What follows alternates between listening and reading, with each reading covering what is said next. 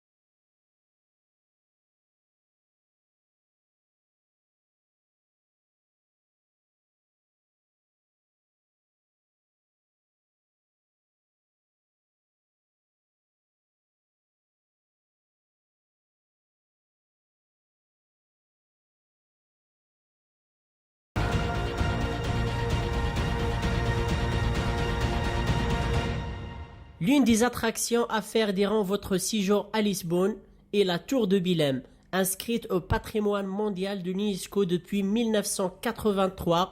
La tour de Bilhem a été édifiée entre 1515 et 1521 pour surveiller le port de Lisbonne et ainsi contrôler le passage des navires. Elle est d'une hauteur de 30 mètres et surplombe les environs, offrant une vue imprenable sur le Tage. Pour visiter la tour de Bilhem, vous devez payer environ 2 euros. Juste un petit conseil, il faut venir un peu tôt parce qu'il y a toujours du monde qui attend. Pas loin de la tour de Bilhem, on a le monument des découvertes. Comme vous le savez, les Portugais étaient des grands explorateurs.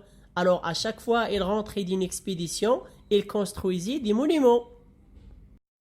À quelques pas du monument des découvertes, on a le monastère des Hieronymites. En 1502, le roi Manuel Ier décide de bâtir un monument religieux d'une envergure gigantesque. Situé dans le quartier de Bilhem, cet édifice somptueux témoigne de la richesse des grandes découvertes portugaises à travers le monde au XVe siècle. Le quartier Alfama, situé au cœur de la capitale, ce lieu est certainement le plus typique pour découvrir la culture portugaise.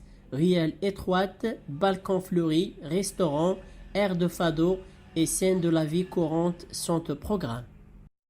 En sortant du quartier de l'Alfama par l'Arc de Triomphe de la rue Haute, nous avons la grande place, la place du commerce. C'est la place la plus importante à Lisbonne. Cette place a été pendant des décennies la porte de Lisbonne pour le commerce maritime. Elle a été construite à l'emplacement du palais royal qui avait été détruit par le grand tremblement de terre de 1755. C'est un endroit idéal pour se poser et prendre un petit café et goûter la spécialité de Lisbonne, la pastillas de nata. Parmi les attractions que vous pouvez faire si vous êtes à Lisbonne, c'est la visite des marchés typiques de Lisbonne.